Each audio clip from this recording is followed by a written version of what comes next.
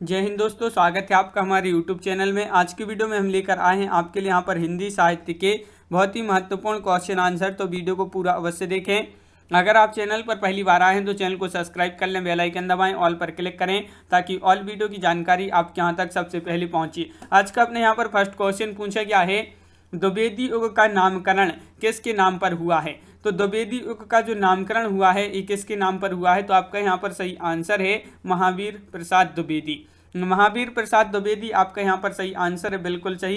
Question number 2 यहाँ पर क्या दिया गया है, तो क्वेश्चन नंबर 2 देख लेते हैं। यहाँ पर ये क्वेश्चन आपका यहाँ पर डबल हो गया है।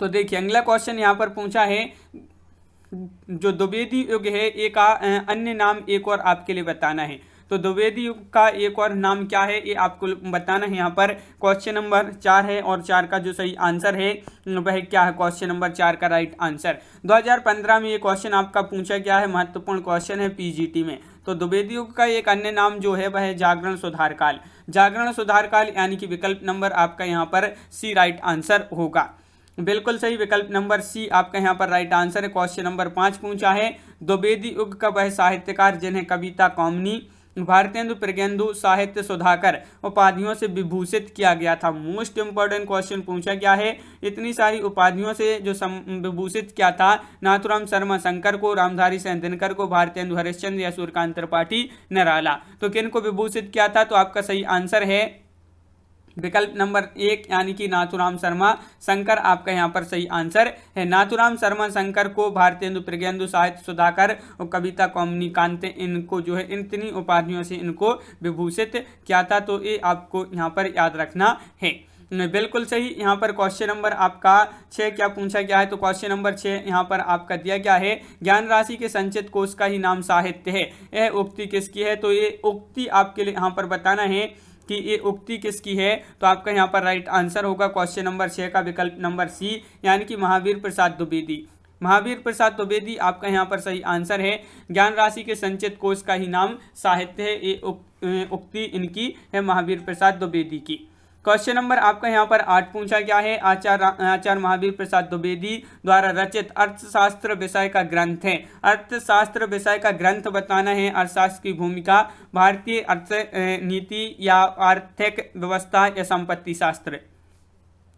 तो ये जो ग्रंथ है ये अर्थशास्त्र विषय का ग्रंथ है और महावीर प्रसाद द्विवेदी द्वारा रचित है। तो संपत्ति शास्त्र आपका यहाँ पर सही आंसर है, विकल्प नंबर डी संपत्ति शास्त्र। ये ग्रंथ है, एक पुस्तक है और ये जो है प्रकाशित कब हुई थी अगर आपसे पूछा जाए तो 1908 में। 1908 आपको याद रखना है।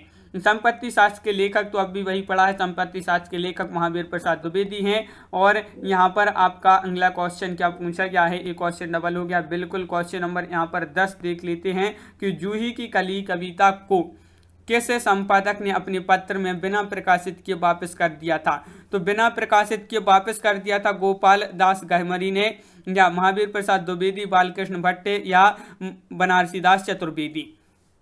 तो जूही की कली कविता को किस संपादक ने अपने पत्र में बिना प्रकाशित के वापस कर दिया था। तो आपका सही आंसर है महावीर प्रसाद द्विवेदी। महावीर प्रसाद द्विवेदी आपका यहाँ पर सही आंसर है, बिल्कुल सही।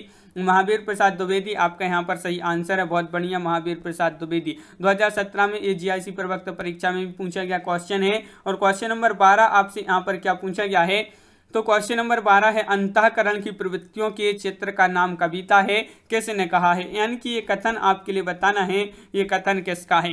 अंतःकरण की प्रवृत्तियों के चित्र का नाम कविता है, ये जो कहा है भारतेंदु हरिश्चंद्र, महावीर प्रसाद द्विवेदी, श्याम सुंदर दास या रामचंद्र शुक्ल। तो क्वेश्चन नंबर 12 का जो सही आंसर है आपका यहाँ पर 12 का राइट आंसर होगा विकल्प नंबर बी यानी कि महावीर प्रसाद द्विवेदी आपका यहाँ पर सही आंसर है, बिल्कुल सही। महावीर प्रसाद द्विवेदी राइट आंसर है।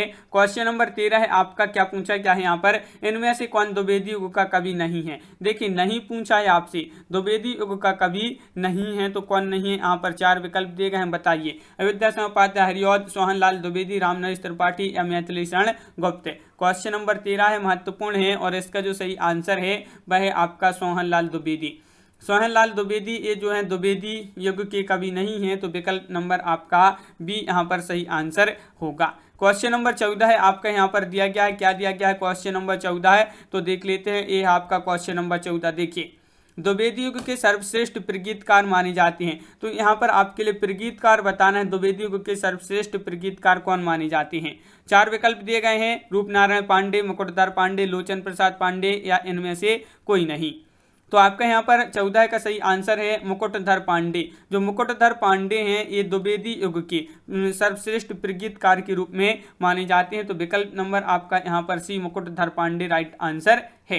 क्वेश्चन नंबर आपका यहाँ पर 15 पूछा गया है, छायावाद का पूर्वाभास किस कवि की रचना में प्रकट हुआ है। छायावाद का पूर्वाभास बताइए किस कवि की रचना में प्रकट हुआ है। मुकुटधर पांडे, लोचन प्रसाद पांडे, रूपनारायण पांडे या श्याम नारायण पांडे। तो क्वेश्चन नंबर 15 दिया गया है और आपका यहाँ पर जो 15 का जो सही आंसर है वह क्या है राइट आंसर 15 का। तो आपका सही आंसर विकल्प नंबर 1 मुकुटधर पांडे। मुकुटधर पांडे आपका सही आंसर है विकल्प नंबर 1। 2005 में पीजीटी में एक क्वेश्चन पूछा गया, आपका महत्वपूर्ण क्वेश्चन है। और क्वेश्चन नंबर 16 आपसे यहाँ पर पूछा गया है, किस कवि की रचना में छायावाद का पूर्वाभास जो है संलक्षित हुआ है। तो ये क्वेश्चन फिर से यहाँ पर आपका डबल हो गया, मुकुटधर पांडे आपका सही आंसर होगा।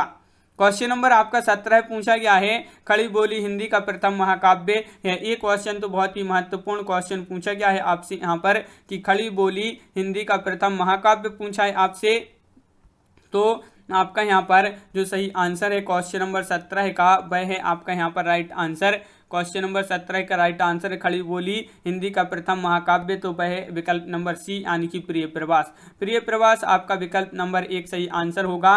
प्रिय प्रवास जो है अयोध्या से उपाध्याय हरिऔध द्वारा कृत है और संस्कृत की समस्त तथा कोमल कांत पदावली से अलंकृत और संस्कृत वर्ण वृत्तों में लिखित हिंदी खड़ी बोली का प्रथम महाकाव्य यह है। कौन सा? प्रिय प्रवास। किसका है, किसके द्वारा रचित है ये? तो अयोध्या से उपाध्याय हरिऔध जी के द्वारा रचित है। क्वेश्चन नंबर आपका 17 हो चुका है। तो 18वां क्वेश्चन देख लेते हैं क्या पूछा है। क्वेश्चन नंबर 18 तो देखिए ये रहा यहाँ पर क्वेश्चन नंबर 18 आपका, खड़ी बोली हिंदी का आधुनिक कालीन प्रथम महाकाव्य है। तो कौन सा है? क्वेश्चन नंबर 18 का सही आंसर बताइए।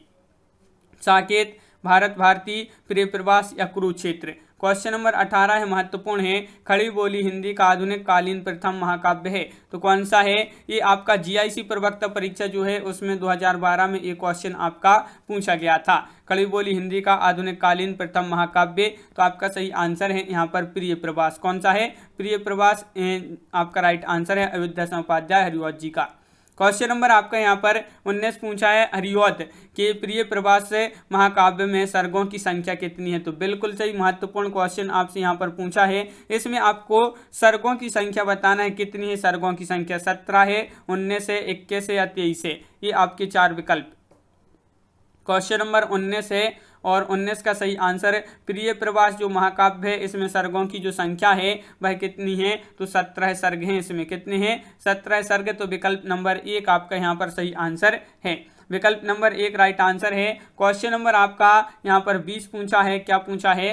अयोध्या से उपाध्याय हरिऔध द्वारा लिखित काव्य ग्रंथ है। काव्य ग्रंथ पूछा है आपसे यहाँ पर। ये आपका टीजीटी परीक्षा 2005 और 2010 में पूछा गया क्वेश्चन है। और अयोध्या से उपाध्याय हरिऔध द्वारा लिखित काव्य ग्रंथ पूछा, पथिक, चौखे चौपदे या कनुप्रिया या बासव दत्ता। तो आपका सही आंसर यहाँ पर चौखे चौपदे आपका विकल्प नंबर सी यहाँ पर राइट आंसर होगा। बिल्कुल सही, विकल्प नंबर सी आपका राइट आंसर है।